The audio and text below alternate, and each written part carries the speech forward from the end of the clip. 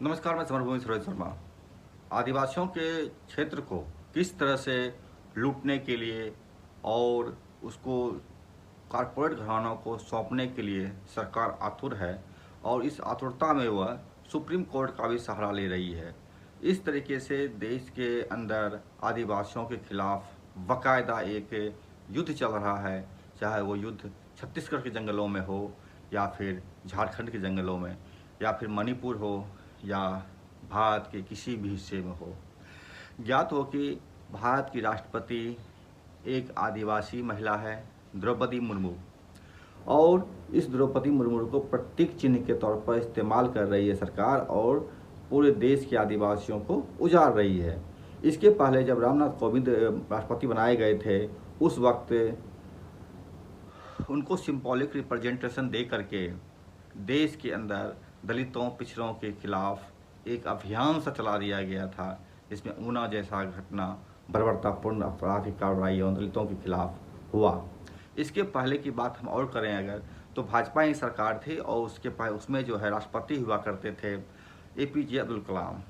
अब्दुल कलाम को सिंबॉलिक इस्तेमाल करके राष्ट्रपति बना करके देश के अंदर मुसलमानों के खिलाफ भी एक कोहराम मचा दिया गया था। तो इस तरीके से भाजपा सिंबॉल का प्रतिनिधित्व करते हुए उसके ही खिलाफ षड्यंत्र करती है। जिसकी हत्या करनी होती है उसके ही आदमी को सत्ता के गलियारे में बैठाता है और उसके माध्यम से वो हत्या कराने की कोशिश करता है।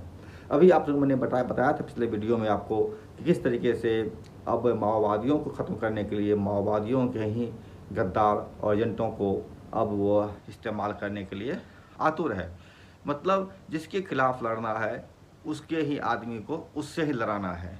यह चीज़ साफ तौर पर देखी जा रही है। ऐसे में ही अब आज भारतीय कम्युनिस्ट पार्टी माओवादी की दक्षिण जोनल कमेटी की तरफ से एक पर्चा जारी हुआ है, जो 15 अक्टूबर को पर्चा जारी हुआ था, और इसमें जो है बाकायदा अभयारण्य के नाम पर आदिवासियों की 314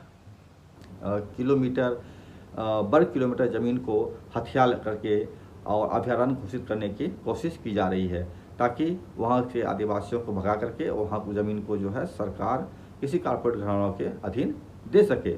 ये तमाम चीज़ें हैं, ये तमाम कार्रवाइयाँ हैं।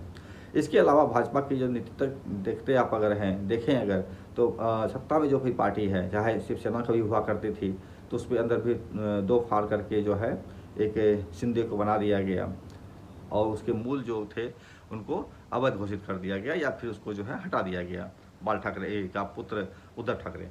इसके अलावा आपको लोजपा की बात करें अगर, लोजपा में भी 2 फुट कर दिया। यही तरीके से फुट डालो राज करो की जो नीति थी अंग्रेज़ों की, वही नीति अब भाजपा पूरी तौर पर अपना रही है और इसी तरीके से ये देश के अंदर में फुट डालो राज करो के तहत तमाम तरह के चीज़ों को अपना रही है, कर रही है और लोगों के हक अधिकार को हमला कर रही है। क्या है मसला ये CPI माओवादी के इस प्रेस विज्ञप्ति का, इसको देखते हैं और समझने की एक बार कोशिश करते हैं कि आखिर सरकार कर क्या रही है झारखंड में।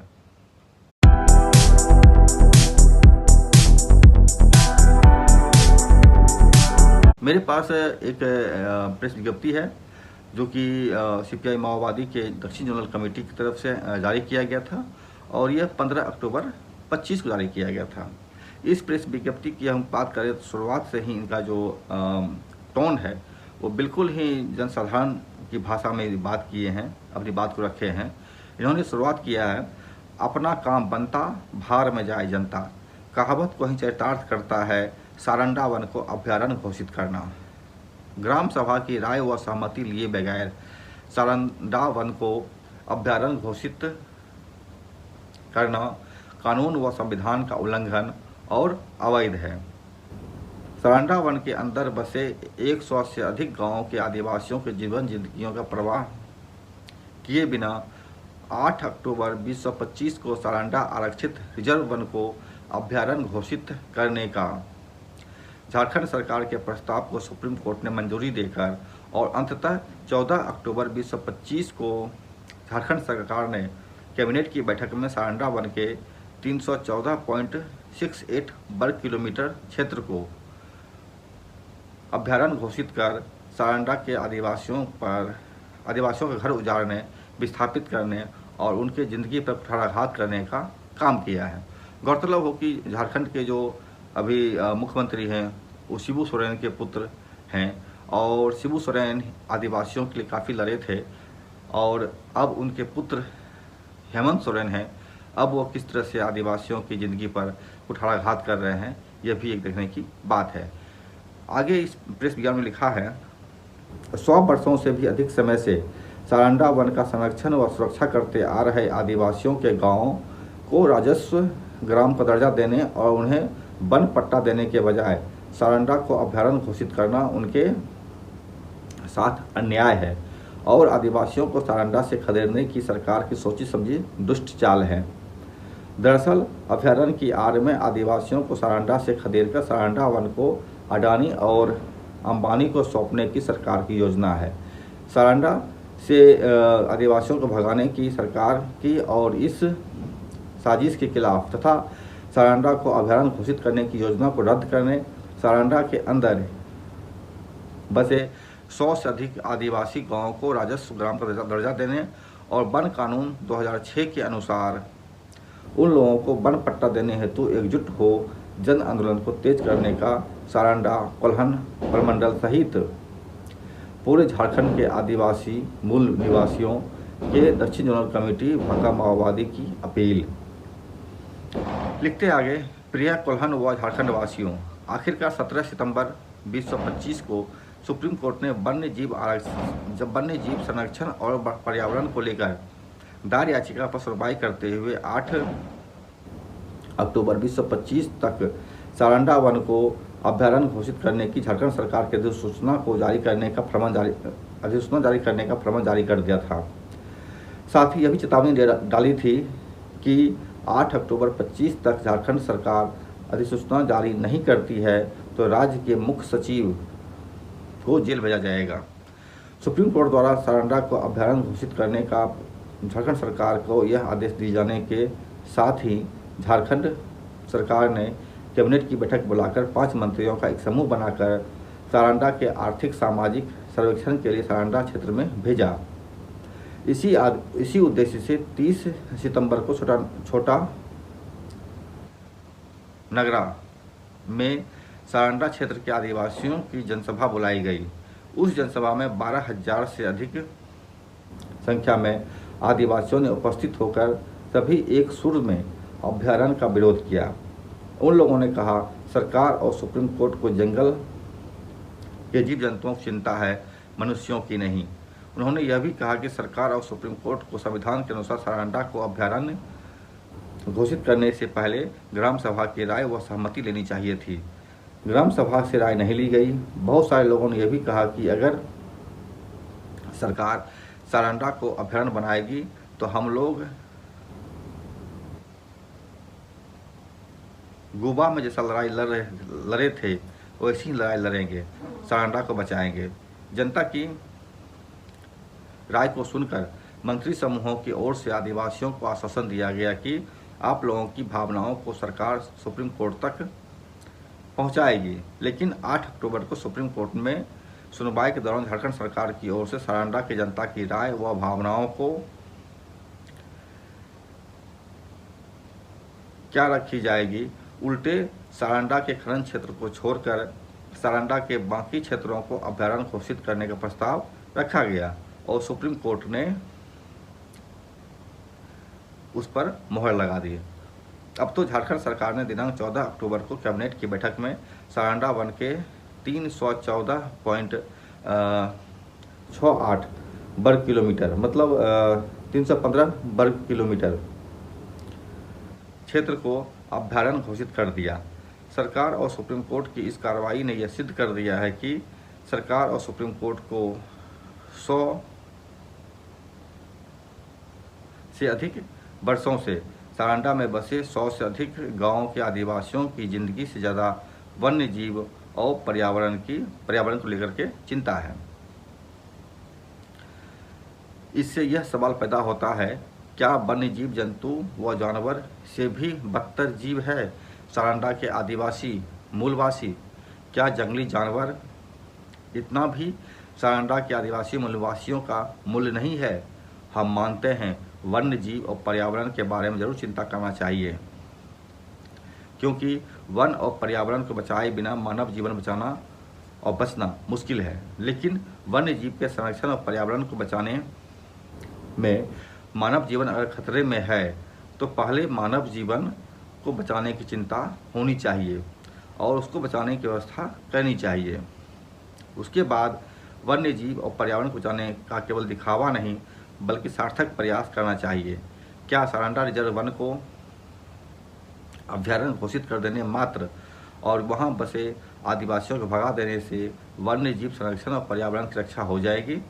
क्या सारंडा में बसे आदिवासी ही वन्य जीव और पर्यावरण के लिए खतरा बन गया है? सच्चाई यही है कि 100 से अधिक वर्षों से सारंडा में बसे आदिवासी लोग ही जंगल के पेड़ पौधों और वन्य प्राणियों की रक्षा करते आ रहे हैं। परिणाम स्वरूप अभी भी पेड़ पौधों और जंगली जानवर बचे हुए हैं। ऐसा कि 25 वर्ष पहले यानी 2001 में जब सारंडा में इन माओवादियों का पदार्पण हुआ, तब हमने वन विभाग और माफिया ठेकेदारों के लूट शोषण के खिलाफ और जंगल पर जनता का अधिकार कायम करने के लिए आदिवासी मूलवासी जनता को संगठित कर वन विभाग के अफसरों और सिपाहियों को भगा दिया और जंगल पर जनता का अधिकार कायम किया। तब से वन विभाग की ओर से सारंडा जंगल की पेड़ कटाई बंद हो गई थी और जंगल सुरक्षित हो गया था। लेकिन जब अगस्त 11 में पुलिस और अर्धसैनिक बलों द्वारा ऑपरेशन एनाकोंडा चलाया गया और ऑपरेशन एनाकोंडा चलाने से हम माओवादी सारंडा से पीछे हटकर कोल्हान चले गए, तब फिर से वन विभाग, वन माफिया और ठेकेदार सक्रिय हो गए। उसके बाद वन माफिया व ठेकेदारों ने वन विभाग और स्थानीय पुलिस की मिली भगत से अवैध तरीके से उड़ीसा के सीमावर्ती क्षेत्र में करीब 100 हेक्टेयर क्षेत्र की कीमती साल वृक्ष को काटकर बेच दिया और जंगल को उजाड़ दिया।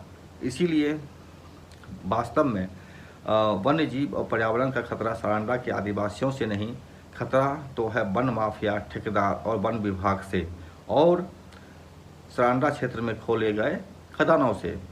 इससे भी ज़्यादा इसमें भी सबसे ज़्यादा तो खदानों से है, क्योंकि जहाँ खदान खोले जाते हैं वहाँ उस जगह के हजारों पेड़ को पूरा जड़ सहित खत्म कर दिया जाता है और वहाँ वीरान हो जाता है। खदानों से लौह अयस्क को निकालने के लिए रोड बनाने में भी हजारों पेड़ों को काटा जाता है। खदानों से उड़ने वाले धूल कण से प्रदूषण फैलता है। साथ ही खदानों के लाल मिट्टी बरसात के पानी से बहकर जमीन में जाने से ज़मीन को बंजर बना देती है और नाले में बहकर जाने से नाले का पानी प्रदूषित हो जाता है। इस प्रदूषित पानी को जानवर तो पीते ही हैं, गरीब किसान भी इस गंदा पानी पीने के लिए विवश हैं, क्योंकि जंगल में वास करने वाले आदिवासियों के लिए ना तो सरकार की तरफ से और ना ही खदान के कंपनियों की तरफ से पीने के स्वच्छ पानी की व्यवस्था की गई है। इस गंदा पानी को पीकर जंगली जानवर और इंसान रोगग्रस्त हो रहे हैं। साथ ही जंगल पहाड़ को दहलाने वाली खदानों में होने वाले विस्फोट की आवाज़ और मशीनों व गाड़ियों के शोरगुल से जंगल के जंतु जानवर तो परेशान रहते ही हैं, इंसान भी परेशान रहते हैं। फिलहाल बीते 1 वर्ष से जब से सारंडा जंगल में अर्धसैनिक बलों का FOB कैंप बैठाया गया है और उन कैंपों से दिन रात 81 mm का गोला बरसाया जा रहा है, तब से जंगल के जानवरों की परेशानी और बढ़ गई है। आश्चर्य की बात तो यह है कि सुप्रीम कोर्ट द्वारा सारंडा वन को अभ्यारण्य घोषित करने के बाद भी FOB कैंप से सारंडा जंगल में रोज 81 mm का गोला बरसाया जा रहा है, लेकिन सरकार और सुप्रीम कोर्ट चुप और बेखबर है। जब गोला बरसता है तो बेचारे वन्य जीव इधर से उधर दौड़ते रहते हैं। इस तरह वन्य जीव और पर्यावरण के लिए तो सबसे ज़्यादा व बड़ा खतरा खदानों से है, लेकिन सरकार और सुप्रीम कोर्ट वन्य जीव और पर्यावरण के लिए खतरा पैदा करने वाले उन खदानों को बंद करने के बजाय उनको अभ्यारण्य क्षेत्र से बाहर रखकर उन्हें प्रदूषण फैलाने की खुली छूट दे रखी है और सदियों से जंगल के जीव जंतुओं से सहचर्य स्थापित कर और पेड़ पौधों की रक्षा व संरक्षण करते आ रहे आदिवासियों को खदेड़ने की सुनियोजित योजना को अंजाम देने को तुली हुई है और उन्हीं को निशाना बना रही है। ये पेड़ काटने का सिलसिला जो है भारत में मोदी सरकार बड़े पैमाने पर कर रही है। अभी भागलपुर की बात करें हम, जो बिहार का एक ज़िला है, वहाँ पर तकरीबन 10 लाख पेड़ के फलदार पेड़ों को काट करके अडानी को देने की कवायद चल रही है, मात्र 1 रुपया प्रति वर्ष के दर पर। इसके खिलाफ लोग प्रतिरोध भी कर रहे हैं, लेकिन मालूम हो कि सारंडा जंगल में सदियों से आदिवासी लोग गांव बसाकर रहते आ रहे हैं और कुछ गांवों को तो 100-125 वर्ष पहले ब्रिटिश शासन द्वारा बसाया गया था। जंगल में आग बुझाने, रोड बनाने, पेड़ की थ्रिनिंग करने और पेड़ की कटाई के लिए, क्योंकि अंग्रेज़ों ने इस सखुआ के पेड़ की मजबूती को देख यह समझा कि इसको रेल पटरी बिछाने के लिए, चिलपट के काम में और पानी के जहाज बनाने के काम में भी यह पेड़ बहुत उपयोगी होगा। इसलिए वन संपदा पर अपना कब्जा जमाने के लिए ही 1885 और 1825 और 1885 तथा 1927 में फॉरेस्ट एक्ट बनाया। उसके बाद सारंडा वन को रिजर्व फॉरेस्ट बना दिया और उस पर अपना कब्जा जमा लिया। अलावे पिछले 40-45 वर्ष पहले झारखंड आंदोलन के दौरान कुछ आदिवासी लोग गांव व घर बसाए हैं अपनी ज़मीन और आजीविका के लिए। इसके लिए वे जिम्मेदार नहीं हैं, सरकार और बड़ी बड़ी कंपनियां जिम्मेदार हैं, क्योंकि आदिवासी मूलवासी के ज़मीनों पर HEC, Bokaro steel factory, Tata steel जैसे बड़े बड़े कल कारखाने, खदानें खोले, बड़े बड़े डैम बनाने के कारण वहाँ से लाखों की संख्या में आदिवासी मूलवासियों का विस्थापन हुआ, जिनको ना तो मुआवजा मिला और ना ही उनका पुनर्वास की व्यवस्था की गई। विभिन्न स्रोतों से प्राप्त विस्थापन के आंकड़े बताता है कल कारखानों, खदानों और डैमों के से फायरिंग रेस से झारखंड अलग राज्य बनने से पहले करीब 50 लाख और अलग राज्य बनने के बाद 20 लाख आदिवासी मूलवासियों का झारखंड राज्य में विस्थापन हुआ है। उन उजड़े, विस्थापित, बेघर और भूमिहीन आदिवासी मूलवासियों के लिए वन जंगल ही शरण स्थल और आजीविका का साधन था। उन्हीं उजड़े, विस्थापित लोग जंगल में बसे हैं और घर बनाने, खेती बाड़ी करके जीवन यापन करने के लिए जंगल काट कर जमीन बनाए हैं। सरकार बड़े बड़े कल कारखाने, खदानों को खोलने के लिए बड़े बड़े देसी विदेशी कंपनियों के साथ MOU मतलब समझौता या करार करती है और कंपनियों द्वारा आदिवासी मूलवासियों के सैकड़ों हजारों गांवों के आदिवासी आबादी को मुआवजा और पुनर्वास की व्यवस्था किए बिना पुलिस और अर्धसैनिक बल की मदद से जबरदस्ती भगा दिए जाते हैं। ऐसे ही उजड़े और विस्थापित निस्सहाय आदिवासी मूलवासी लोग सारंडा वन जंगल में शरण लेकर किसी तरह जिंदगी गुजार रहे थे। अब उन्हें यहाँ से भी अभयारण्य की आड़ में भगाने की साजिश रची जा रही है। अब बताइए, आखिर ये लोग जाएं तो कहाँ जाएं? अब तो कहीं भी खाली जगह नहीं बची है। कहने और बोलने के लिए संविधान में CNT एक्ट 5वीं अनुसूची, पेशा और वन कानून 2006 के तहत आदिवासियों को जल, जंगल, जमीन पर अधिकार दिए गए हैं। इसके बावजूद अब इन लोगों की सब कुछ छीन ली जाएगी, चूँकि सरकार और न्यायालय इन संवैधानिक अधिकार को लागू करने व रक्षा करने के अपने दायित्व को निभाने के बजाय छीनने का काम कर रही है। सरकार और सुप्रीम कोर्ट तथा आदिवासियों के साथ किए जा रहे बर्ताव भी दर्शाता है कि आदिवासियों के जीवन का मूल्य जंगली जीव जंतुओं व जानवरों के उतना भी नहीं है, बल्कि उससे ही बदतर समझा जा रहा है। आदिवासियों का दिसोम गुरु शिबू सोरेन और देवेंद्र माझी जिंदा होते तो शायद सारंडा के इन आदिवासी मूलवासियों के साथ ऐसा अन्याय नहीं होने देते, क्योंकि वर्ष 1972-73 में शिबू सोरेन ने झारखंड मुक्ति मोर्चा का गठन कर उनके झंडे तले पूरे झारखंड क्षेत्र के सामंतों झारखंड क्षेत्र के हजारों लाखों आदिवासियों को संगठित कर शोषक लुटेरे जमींदार महाजनों द्वारा आदिवासियों की लूटी गई हजारों व लाखों एकड़ जमीनों को लड़कर वापस करवाने में महत्वपूर्ण भूमिका निभाई थी। इसी कारण ही आदिवासियों ने उनको दिसोम गुरु की उपाधि दी थी। उसी तरह पश्चिमी सिंहभूम में देवेंद्र मांझी ने गरीब भूमिहीन आदिवासियों को झामुमो के झंडे तले संगठित कर जंगल पर जनता का अधिकार कायम करते हुए आजीविका के लिए जमीन बनाने के लिए बहुत बड़ा जन आंदोलन चलाकर जंगल को काटकर खेती लायक जमीन बनाने व गांव बसाने में महत्वपूर्ण भूमिका निभाई थी और नया वन ग्राम बसाने में उनका महत्वपूर्ण योगदान था।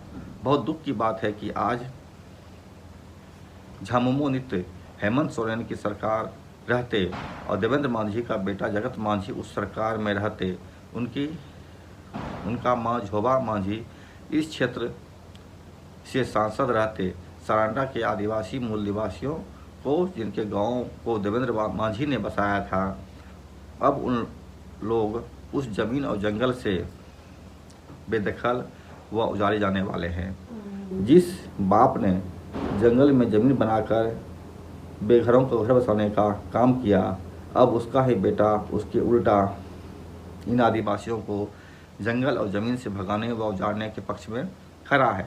जबकि इन्हीं आदिवासियों के वोट से दोनों माँ बेटा विधानसभा और संसद में पहुँचे हैं।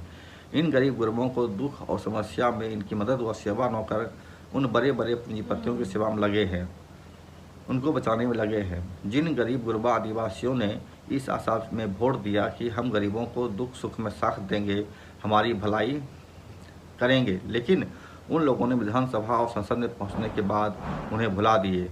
इसी को कहते हैं अपना काम बनता भाड़ में जाए जनता। इन आदिवासियों ने जिन पर भरोसा किया उन्होंने ही धोखा दिया। आखिर अब इन आदिवासी लोग किस पर भरोसा करेंगे? इन लोगों के सामने तो एक ही विकल्प है, अपने वीर महानायकों वीर सिद्धू कानू, वीर बिरसा मुंडा, सिंगराय बिंदराय, पोटो हो, नारा हो आदि महानायकों द्वारा दिखाए गए हुल और उलगुलान का रास्ता। इस संघर्ष के रास्ता पर आगे बढ़कर ही जमीन और जंगल से बेदखल होने व उजाड़े जाने से बचा जा सकता है। जल जंगल जमीन पर अपना अधिकार को कायम किया जा सकता है। छोटा नागरा के जनसभा से भी आदिवासी नेताओं और मनकी मुंडाओं और आम जनता ने एक ही सुर में यही कहा है कि अगर सारंडा का अभयारण्य बनाकर हमें भगाया जाएगा तो गोवा जैसा लड़ाई लड़ेंगे और सारंडा को बचाएंगे। हाँ, यही सही आवाज़ है। इसी रास्ते से आगे बढ़कर ही जल जंगल जमीन पर अपना अधिकार कायम करना संभव है।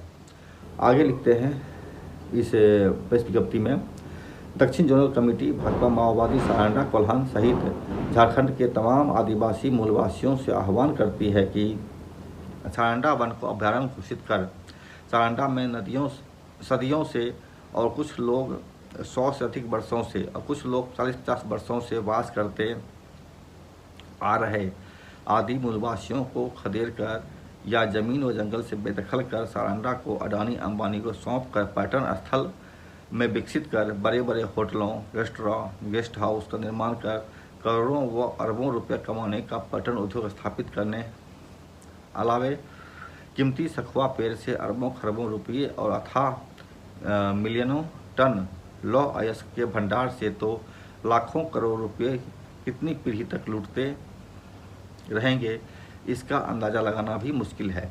उस पर कब्जा जमाने के लुटेरे शोषक शासक वर्गों की सुनियोजित साजिश को साकार करने की सुप्रीम कोर्ट और झारखंड सरकार की सोची समझी चाल है। उनके इस साजिश को समझना होगा। असल में वन्य जीव संरक्षण और पर्यावरण रक्षा करने की बात तो मात्र बहाना है। अगर सुप्रीम कोर्ट और सरकार वन्य जीव के प्रति इतना ही गंभीर होते तो सारंडा को अभयारण्य घोषित करने का सुप्रीम कोर्ट के निर्देश का अवहेलना करते हुए अर्धसैनिक बलों द्वारा सुबह शाम सारंडा जंगल में 81 mm का गोला दागे जाने पर भी सरकार और सुप्रीम कोर्ट बेखबर और चुप क्यों रहते?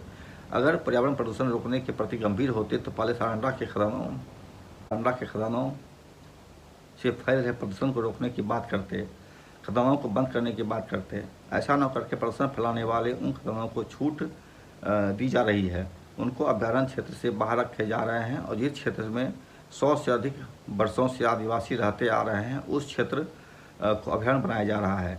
इससे साफ है अभ्यारण्य वन जीवों की सुरक्षा व संरक्षण के लिए और पर्यावरण की रक्षा के लिए नहीं, बल्कि इसके बहाने सारंडा से आदिवासियों मूल निवासियों को खदेड़ने और वन अधिकार से और वनोपज से भी वंचित करके सारंडा वन को अंबानी और अडानी को सौंपने की केंद्र सरकार की गहरी साजिश को सुप्रीम कोर्ट और झारखंड सरकार के द्वारा अंजाम दिया जा रहा है।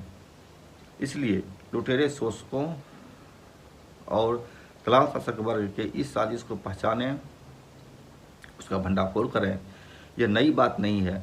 सदियों से भोले भाले आदिवासियों को शोषक लुटेरे वर्गों द्वारा छल कपट के जरिए और जोर जबरदस्ती पुलिस और फौजी ताकत के बल पर भी जमीन और जंगल से बेदखल करते आ रहे हैं। लेकिन आदिवासी भी लुटेरे शोषक शासक वर्गों के इस लूट शोषण और जुल्म को चुपचाप बर्दाश्त नहीं किया है, बल्कि शोषण और जुल्म के खिलाफ अपना हक अधिकार के लिए उनके गौरवपूर्ण संघर्ष व विद्रोह किया है। आज भी उन गौरवपूर्ण संघर्ष का इतिहास स्वर्ण अक्षरों में अंकित है। ब्रिटिश साम्राज्यवाद के खिलाफ सशस्त्र विद्रोह व जन क्रांति का इतिहास है। आप अपने वीर पूर्वजों के अन्याय व जुल्म के खिलाफ तथा अपनी इज्जत, आज़ादी और अधिकार के लिए उस गौरवपूर्ण विद्रोह व क्रांति को भूले नहीं। अन्याय व जुल्म के खिलाफ तथा अपनी इज्जत, आज़ादी व अधिकार के लिए हमेशा संघर्ष करते आए हैं और संघर्ष के जरिए ही अपना अधिकार हासिल किया है।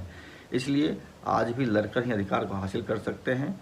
सारंडा से खदेड़े जाने के खिलाफ तथा सारंडा जंगल पर अपना अधिकार भी लड़कर ही कायम कर सकते हैं। इसलिए सारंडा, कोल्हान सहित पूरे झारखंड के आदिवासी मूलवासी जनता एकजुट हो सारंडा अभ्यारण्य को रद्द करने 100 वर्षों से अधिक समय से तथा पिछले 40-50 वर्षों से सारंडा जंगल में वास करते आ रहे आदिवासियों मूलवासियों के गांवों को राजस्व ग्राम का दर्जा देने के लिए तथा वन पट्टा देने के लिए सशक्त जन आंदोलन का निर्माण व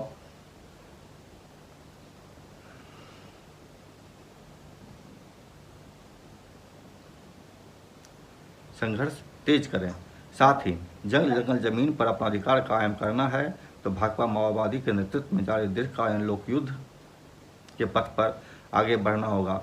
गांव-गांव, इलाके-इलाके में क्रांतिकारी किसान कमेटी व आत्मरक्षा दल व जन मिलिशिया दल का निर्माण कर गांव-गांव, इलाके-इलाके में क्रांतिकारी जन कमेटी व जनता सरकार का निर्माण कर जल जंगल जमीन पर अपना अधिकार कायम करते हुए सचमुच में वन्य जीव और पर्यावरण की रक्षा व संरक्षण किया जा सकता है। इसको जारी किए हैं प्रवक्ता अशोक, जो कि दक्षिण zonal committee Bharat communist party माओवादी के हैं। और ये पूरी जो लगभग 3 पन्ने का ये पत्र है, माफ़ कीजिएगा, ये प्रेस विज्ञप्ति है। और 3 पन्ने की प्रेस विज्ञप्ति में जिस तरीके से सवाल इन्होंने उठाया है और आदिवासियों को खदेड़ने के लिए भारत सरकार सुप्रीम कोर्ट का सहारा लेकर जिस तरीके से काम कर रही है अडानी अंबानी के लिए, ये सबसे बड़ा सवाल है। और यह चीज़ जो है पूरे भारत में किया जा रहा है, ये तो मात्र उदाहरण है। संघर्ष लोग कर रहे हैं, संघर्ष का परिणाम क्या निकलेगा ये देखा जाएगा, ये भविष्य की गर्त में है। लेकिन सवाल तो फिर वहीं आकर टिकता है, आखिर सरकार किसकी है? सरकार अडानी अंबानी की है या सरकार इस देश के गरीब आदिवासियों, दुर्खी पीड़ितों, दलितों, महिलाओं की यह सरकार है? लगता तो नहीं है ये सरकार किसके लिए काम कर रही है।